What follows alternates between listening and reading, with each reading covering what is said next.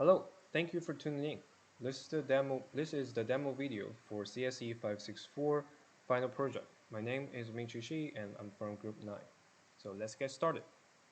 Before I start digging into my dashboard, I'm going to briefly talk about the data I'm using. The data is a combination of delayed flight data and the corresponding weather data. As you can see here, I'm only use 20 data from January 2021 to August 2021 because with the educational account, you can only get a very limited interval of time of weather data from the website I'm using for free. So I have to just use the data I'm using right now. So let's move on to the dashboard. So dashboard, at the first glance, you see I apply different colors here, and each color would correspond to a different airline. And then I use color brewer to generate all these 5 colors, so they will be extinct and then easier to see. So there's 5 plus 1 color, so there are 6 colors in total. So let's go to the geoplot. So in the geoplot, you will see that all these circles. Each circles would represent occurrence or occurrences of delayed flight with specific airlines. So for example, this one is Southwest Airline, so this pinkish color in this airport, and the radius of this circle would correspond to the number of occurrences in the in that specific airline. And I use the square root of the number of occurrences because the area of the circle is pi r squared, and then if I square root the number of occurrences, so the area of the circle would strictly linearly proportional to the number of occurrences. So there will be no exaggeration, and the light factor is very small. So there will be no lies here because it's strictly linear proportional. So, and another thing I want to mention is that I add a little bit of randomness here, because if you're taking flight from the same airport, they would have the exact same latitude and longitude, and that would cause severe overlapping. So I add some randomness so you can see the occurrences better in this visualization or in this map. So that's pretty much about the geoplot. And then let's move to the carrier pie. The carrier pie is basically a combination of a donut pie and some prompts here. So each part in this donut plot is an airline. So if I click, this is Southwest Airlines, I can select to see only Southwest Airlines, and I can go to other ones as well. And then if I click again, it was unselected. And then the number here would correspond it. So first is the initial. The initial is the airline's initial, and then this 44 stands for there are 44 currents in with the selection you made. So let's say if I make a selection here, so you see the number changed. And that's pretty much about the carrot pie. And so the major part of my visualized dashboard is this 3x3 bar chart matrix. So these are the most major or significant attributes in my data. So they are flight related data, so the month of the flight, day of the flight, scheduled departure time of the flight, departure delay, latitude and longitude. And you also have the weather data for the flight. So the wind speed, temperature, and clouds. There are actually 5 or 6 more other weather attributes, but I only picked those 3 as the most interesting. And another thing you might notice that is I don't have names for x-axis and y-axis, because for x-axis, this is just the title of it. So you can see here is January. Sorry, let me click that. So January from to August as a month, day 1 to day 31 in the day, minus 25 to 40 in Celsius degree. So for simplicity, I didn't add a name to the x-axis. And for y-axis, all these 9 are basically just a count or like the height. So for example, this one is in the 32 north latitude. You will have around 110, 120 occurrences in that latitude. And then it's the same thing for other as well. So for simplicity, I also didn't add a name for y-axis. And then I have the x-axis fixed because, so you can see if I chose a specific range here, there is no data here. It would just be empty, but it would not zoom in because I want, with x-axis, I want to see like the whole data. So you can, so if I had let's zoom in, for example, if I had let's zoom in, I only see this part, but I want to see like the whole part of the entire data. But I have the y-axis as non-fixed.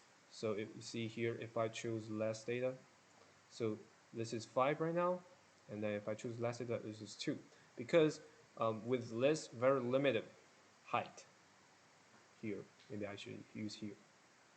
If I have the y-axis fixed, let's say for now this is 2, right? So 2 and 1. You can see there is a difference, like a really big difference here. But if I had it, and then right now if I choose 2 month, this goes up to 5.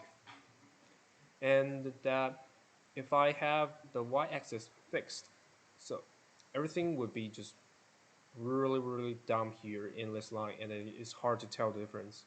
So that's why I had the y-axis not fixed. So that's pretty much like the function. And then I also have, as you can see, I have brushes in all the maps,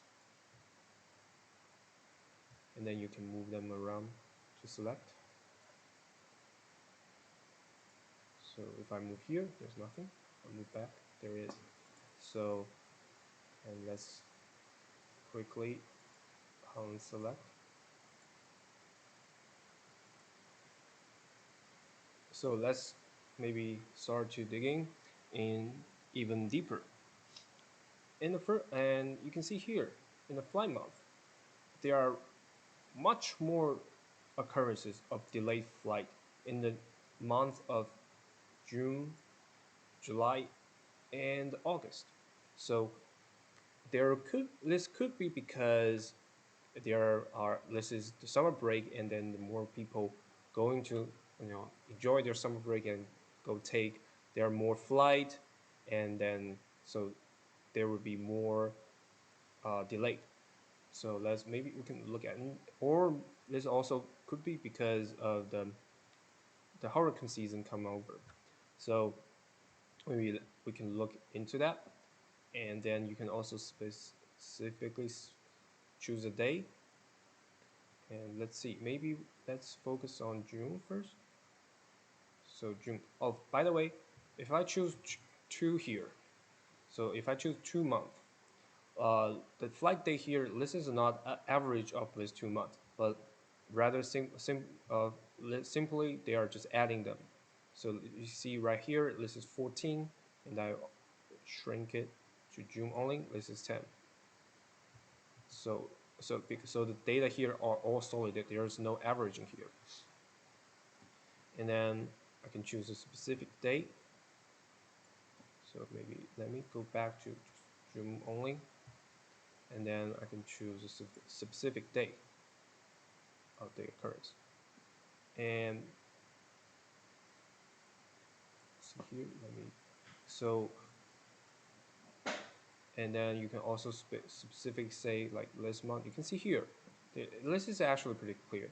So if you can see there are much more delays in the afternoons, and then in the morning and late nights. That's one thing you can see. And then the temperatures are fine. It's around 20 Celsius, so this is around like 70 Fahrenheit. So the temperature is not it's not bad.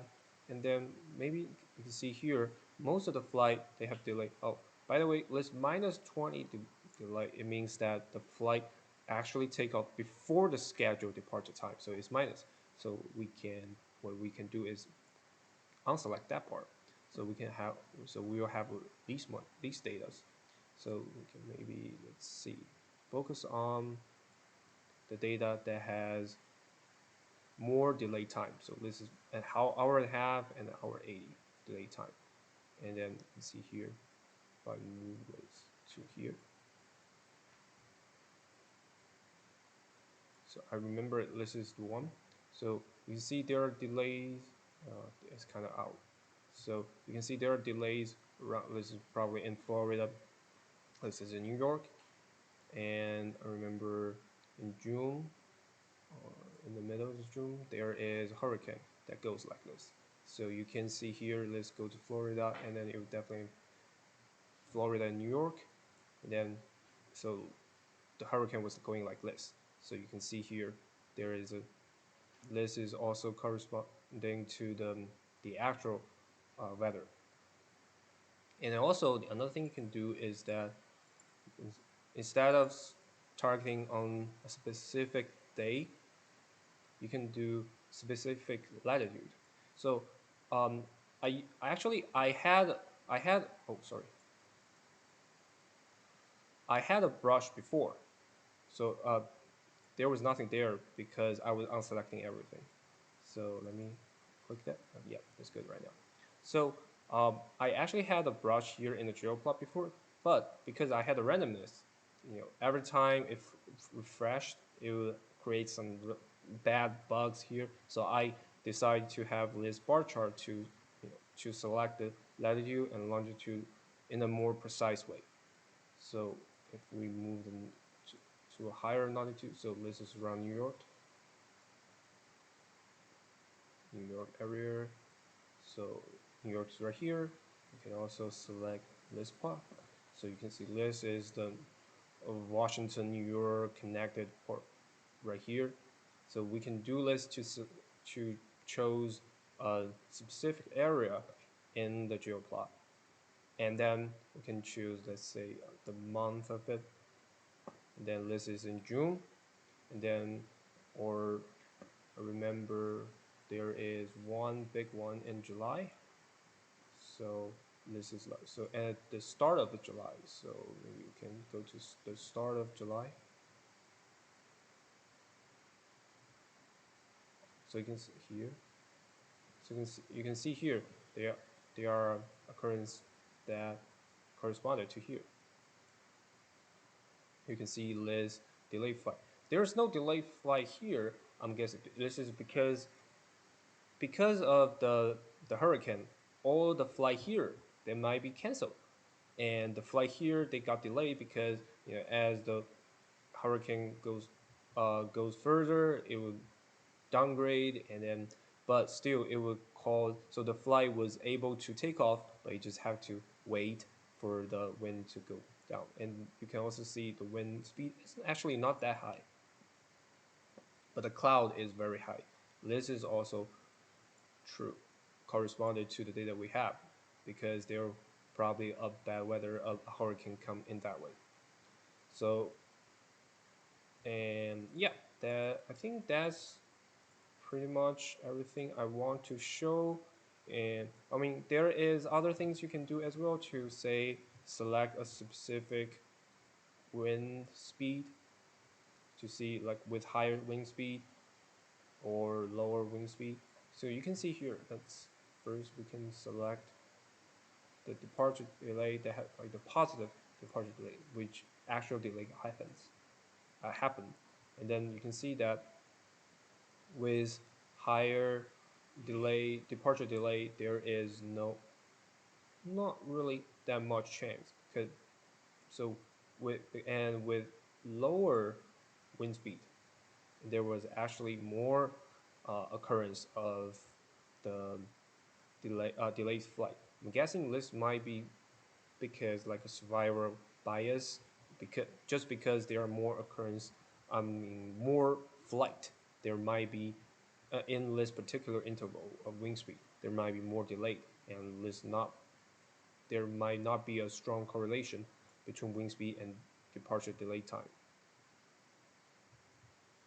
And then you can do this for other thing as well. So like the temperature, you can choose like a specific, and then see this interval here, and you can also select the cloud. So there are a lot of other things, a lot of possibilities and things you can do with this visualization, and I think this is a good time to stop. And that's pretty much everything I want to show you. Thank you for watching, and thank you.